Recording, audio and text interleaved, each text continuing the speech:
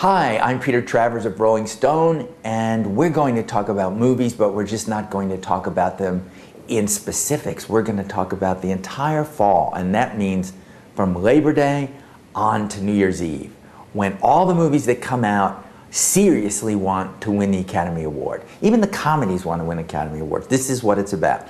And I searched and searched for some kind of theme that would unite this together. And you know what?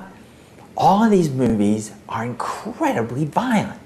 They're violent even past action. Sometimes they're violent because it's emotional violence. It's what we do when we behave with each other as families, as lovers, as anything. We really don't punch each other out, but we're thinking of punching each other out. And right away, we're going to get off to a kind of major start with a David Cronenberg movie called Eastern Promises. And this is set in London, and it's about the Russian mafia, and Viggo Mortensen is a driver for the Russian mob, and he's all tattooed. And there's this incredible scene, as there would be in any David Cronenberg movie, where brutality and beauty are always linked, where he's in a bathhouse, totally naked, all his tattoos, and two guys in suits with knives come to get him. And Viggo's jumping all over. I want to call that the balls out showstopper of the year in movies. So that's a killer movie, really good, you've got to see it. What else is out there that's violent? Well, there's, count them, 6 movies about Iraq or Afghanistan. Suddenly Hollywood has discovered what's going on, and they're going to make movies about it. One of the early ones in September is called The Kingdom, with Jamie Foxx and Jennifer Garner as FBI guys who go over to Iraq and try to find out about why there was a wholesale slaughter. And the movie's all boom, boom, boom, action, action, action. Other movies like Paul Haggis's In the Valley of Elah. By the way, that's the valley where David slew Goliath with the slingshot. There's a metaphor here, so watch out for metaphors. But it's Tommy Lee Jones trying to find out how his soldier son was killed, not in Iraq, but when he was home on leave. Since it's Paul Haggis's first movie since Crash won the Oscar as Best Picture, it's that same kind of thing. Lots of characters, a mystery at the heart of it. Really, really interesting. Lions for Lambs comes later, where Tom Cruise, get this, is a senator.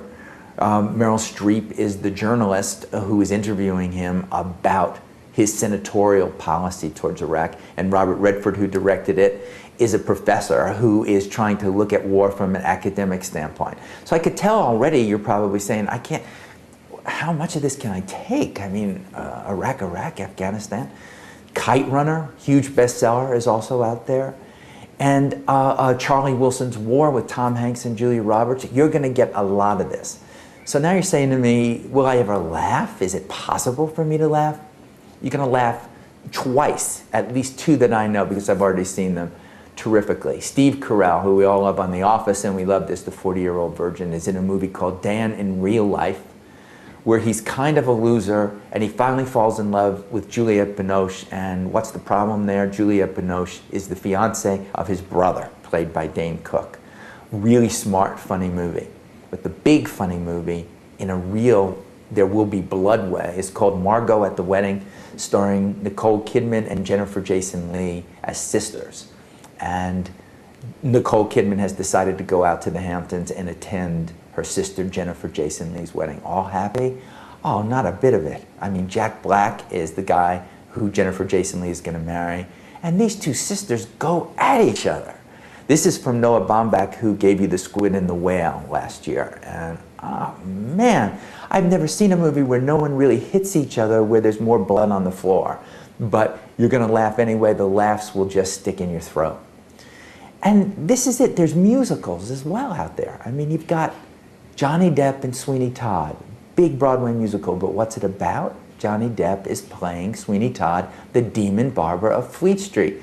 He's on a vengeance kick. He is going to get all the people who sent him to prison and get them in his barber chair, slit their throats, and he ships them off to Mrs. Lovett, played by Helena Bonham Carter, who, by the way, is the wife of Tim Burton, the director of Sweeney Todd. And she makes the bodies, the dead bodies, into little meat pies that she then sells. This is the musical. I mean, people, what is happening? That's the Christmas movie from Paramount and DreamWorks. The other musical that I think you're going to be fascinated by is called I'm Not There. And this is a movie from Todd Haynes about Bob Dylan. And he's come up with the idea that he's going to have 6 actors play Bob Dylan. And I'm not even going to spoil the surprise for you, except to say that Heath Ledger is one of the actors, Richard Gere is one of the actors, Christian Bale is one of the actors, and Cate Blanchett is one of the actors. Has Cate Blanchett ever struck you as Bob Dylan before? I'm here to tell you that she will. She plays him during his androgynous period where he was mad at everybody and he was going to change the world, and she wields that guitar like a weapon in the movie. I'm going to go out on a limb here and say that Cate Blanchett should win the Academy Award as Best Supporting Actress for I'm Not There. And she will then be the only person that ever has won 2 Oscars for playing Bob Dylan and Katharine Hepburn, as she did in The Aviator. I mean, we are in a freaky deaky fall. Right? Everything that is coming out in this fall is meant to whack us around and spit our head around 6 ways from Sunday. And the other major big movie, and this is another huge Oscar contender, 2 of them actually, and I love both of them. The first one is from the Coen brothers, and it's called No Country for Old Men, from a novel by Cormac McCarthy, starring Tommy Lee Jones as a sheriff out west who has got a massacre on his hands, and Javier Bardem as the psycho. This guy, he can rank with Hannibal Lecter to me as one of the scariest people I have ever seen. I mean, he's a machine. He's walking out there with a cattle stun gun and killing people, or saying to them, toss a coin and we'll see what happens. This movie will scare you senseless, but it's brilliant. It has so much to offer in seeing it. Academy Award nomination for sure. The other one is Ridley Scott's American Gangster. This stars Russell Crowe as a cop, it's a true story, who in the 70s tried to bring to justice a drug kingpin from Harlem, played by Denzel Washington, giving what I think is his best screen performance. And since we know he's already won 2 Oscars, and I personally think that Denzel Washington is one of the best screen actors we have, for me to say, this is that kind of performance. He plays Frank Lucas, true character. We see him get heroin into this country through the coffins of soldiers who have come back from Vietnam. It's hard stuff, it's gritty stuff, and it's true stuff, and it works. So look at me. You're looking at me with a huge smile on my face because summer is over. I don't have to suffer through any more nanny diaries and the dregs of what summer had, and there's great stuff ahead. So you should look at what's in Rolling Stone, make a little list for yourself and say, I'm going to movies a lot this fall, and you're going to be happy.